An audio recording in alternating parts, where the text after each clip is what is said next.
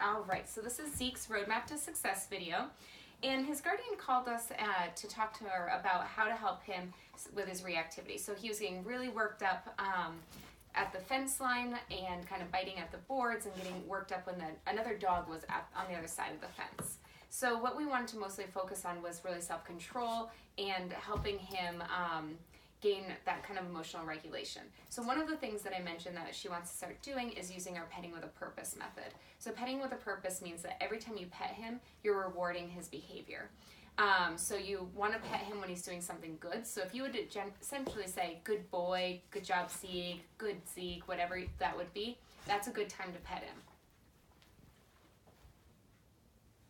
Good boy.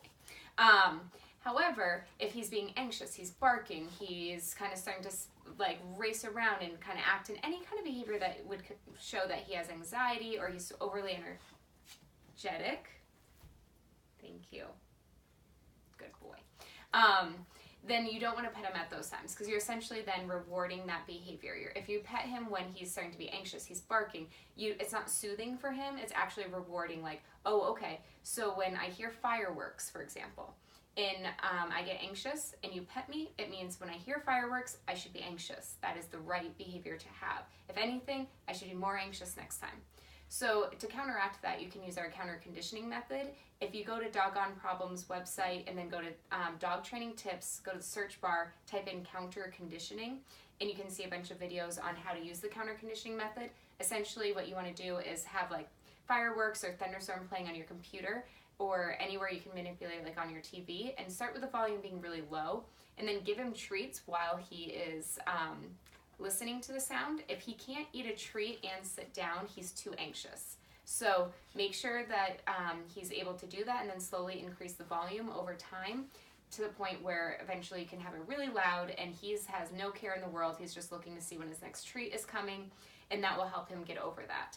But to go back to petting with a purpose, you just don't want to pet him if he's exhibiting anxious behaviors.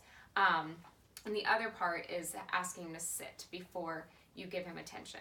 So that means every time you go to pet him, ask him to sit first. Remember, he doesn't have to stay sitting. He can get up and put his head on your lap, and you can pet him for hours if you want. I know. No, good boy. But it'll help him develop the self-control that you're looking for. The next thing that I want to remind you of is to not look at him if he's starting to be jumping up at you, or if you're going to pick up your niece or nephew. You don't want to be looking at him. If he starts whining to try to redirect your attention onto him away from the kids, you don't want to give him attention at that point. If he starts jumping up at you, just try not looking at him. And by not looking at him, I mean fully like ignoring him, even walk away from him. If that doesn't do it, go ahead and just walk away from him and shut a door behind you. So if that means you have to kind of go into the bedroom or the bathroom, just shut the door behind you, and that will teach him that, oh man, when I do this type of behavior, she leaves. That's not fun. So essentially, we just want to make it not fun. And that's also how you can help him not jump on guests and other things like that. So just not rewarding the behavior by not pushing him down, can be reinforcing for dogs because they might think you're playing. So just ignore him, and then if necessary, just walk out of a room and shut the door behind you. And the faster your timing is with that, the quicker he'll just stop doing that behavior altogether. The other thing I want to mention is just remember to watch the video above this one for the BAT training, behavior adjustment training, to help him with that reactivity. You can also use that method. We use it with the vacuum, but that's for you to watch the method so you can use it outside at the fence line.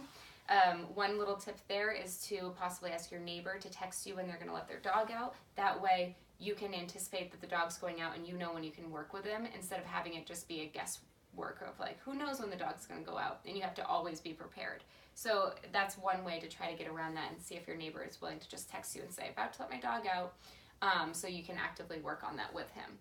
Again, the more times you work with him, the better, and that will just help him eventually graduate to being off leash. The most important parts are helping him create distance from whatever is making him anxious if he's being anxious, and then not being overly involved. Keep that leash nice and loose on him, and use the minimum amount of effort needed to get him to help him move away, and only move away as far as you need to help him relax. Once he's calm, go ahead and hang out there until he's kind of meandering towards whatever he's reacting to, and just follow him, keeping the leash nice and loose.